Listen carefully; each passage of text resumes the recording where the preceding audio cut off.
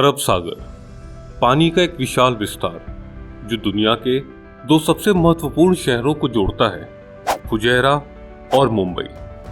लेकिन क्या होगा अगर मैंने आपको बताया कि निकट भविष्य में इन दो शहरों के बीच यात्रा करने का एक ऐसा तरीका जो पहले से कहीं अधिक तेज, अधिक कुशल और पर्यावरण के अनुकूल है।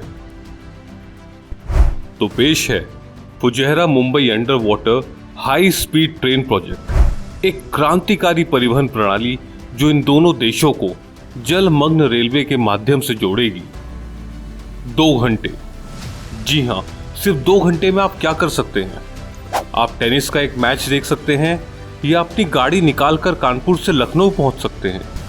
आप जिम में जाकर एक्सरसाइज कर सकते हैं और तो और आप फ्लाइट पकड़कर मुंबई से दिल्ली भी पहुंच सकते हैं। मगर क्या आपने कभी मुंबई से यूनाइटेड अरब अमीरात के शहर फुजैरा पहुंचने का सोचा है? सिर्फ 2 घंटे में, वह भी ट्रेन से। जी हाँ, सही सुना आपने, ट्रेन से। यातायात की दुनिया में हो रहे नए आविष्कारों की अगली कड़ी में यूनाइटेड अरब अमीरात ने योजना बनाई है एक समुद्र के अंदर चलने वाली ultra high speed bullet train की, जो भारत और यूएई को जोड़ेगी। विज्ञान और टेक्नोलॉजी की दुनिया में आजकल यूनाइटेड अरब अमीरात के नेशनल एडवाइजर ब्यूरो लिमिटेड की इस योजना को लेकर खासा चर्चा है। तो पूरी खबर यह है कि भारत और यूएई बुलेट ट्रेन के यातायात को एक नए स्तर पर पहुंचाने का फैसला कर रहे हैं, और यह नया स्तर कई मायनों में अकल्पनीय और अपने आप में आश्चर्यचकित कर देने वाला है। और यह घोषणा किसी और ने नहीं बल्कि खुद यूनाइटेड अरब अमीरात के NAB यानी नेशनल एडवाइजर ब्यूरो से आई है। NAB के द्वारा प्रस्तावित यह समुद्र के नीचे बना ultra high speed rail tunnel Fujairah और मुंबई को जोड़ेगा और करीब 2000 किलोमीटर लंबा होगा। यह मान के चलिए कि इस प्रोजेक्ट के पूरा होने के बाद मुंबई और यूएई का सफर सिर्फ 2 घंटे का रह जाएगा। ट्रेन फुजैरा से प्रस्थान करेगी और करीब 300 किलोमीटर, जी हाँ 300 किलोमीटर प्रति घंटे तक की गति प्राप्त करते हुए अरब सागर के नीचे यात्रा करेगी। वर्तमान समय में यह यात्रा करीब 10 घंटे से अधिक की है, लेकिन उसकी तुलना में इस under water high speed train द्वारा यह यात्रा सिर्फ 2 घंटे में आप कर लेंगे। और जब यह ट्रेन मुंबई में आती है तो यात्री शहर के मौजूदा परिवहन नेटवर्क से निर्बाध रूप से जुड़ सकेंगे, जिससे दोनों शहरों के बीच यात्रा करना पहले से कहीं अधिक आसान हो जाएगा। लेकिन इस परियोजना के लाभ गति और सुविधा से परे हैं।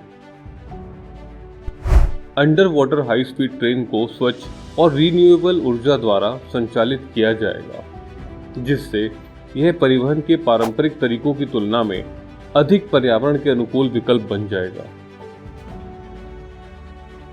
यह परियोजना वायु प्रदूषण और यातायात की भीड़ से निपटने में मदद करेगी, शहरों को स्वच्छ और सभी के लिए रहने योग्य बना देगी। पर जहां एक तरफ यह प्रोजेक्ट अनेक नई उपलब्धियां प्राप्त करेगा, वहीं दूसरी तरफ सुरक्षा के मद्देनजर कई नए सवाल भी उठ खड़े हुए हैं।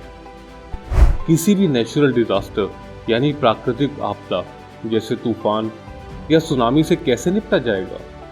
या जिस समय यह ट्रेन समुद्र के बीच में होगी, उस समय अगर कोई दुर्घटना होती है तो उस समय बचाव कार्य कैसे किया जाएगा? आइए इस बारे में विस्तार से जानते हैं। संयुक्त अरब अमीरात ने व्यावहारिक रूप से हर क्षेत्र में एक्सीलेंट प्रदर्शन किया है।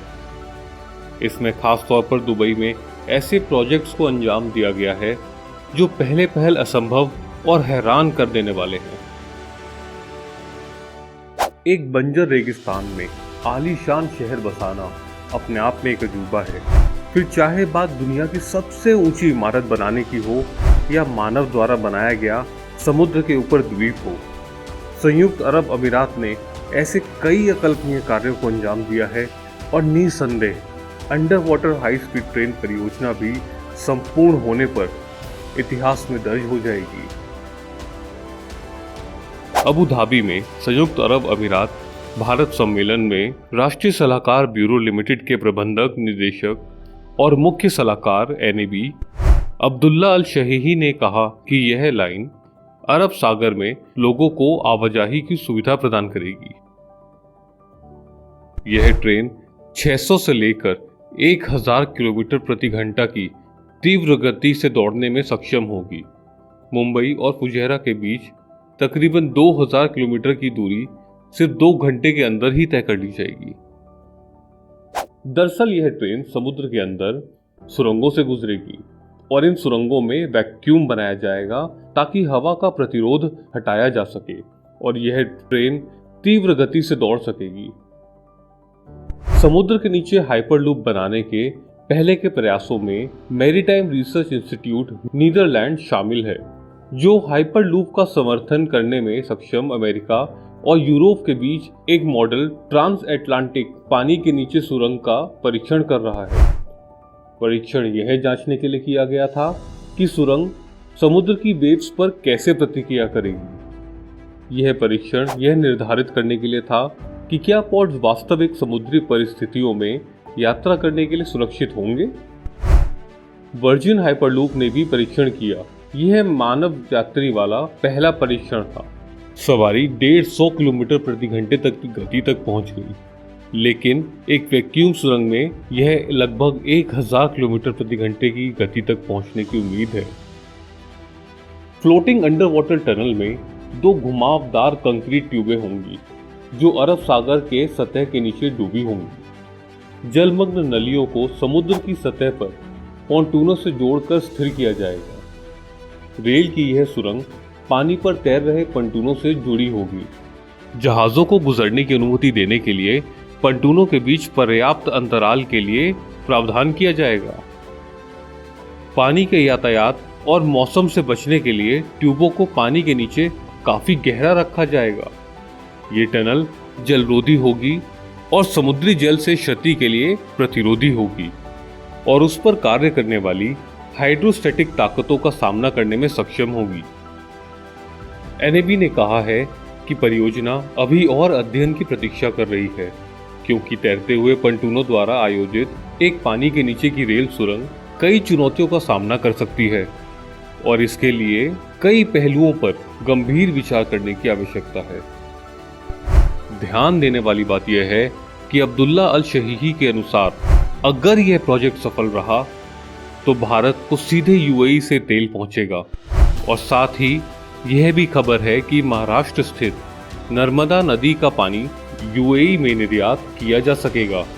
सबसे महत्वपूर्ण बात यह है कि अगर तेल सीधे UAE से भारत आएगा तो भारत के लिए उसकी कीमतें और कम हो सकती हैं। साथ ही भारत से UAE का एक्सपोर्ट भी काफी बढ़ने की उम्मीदें हैं।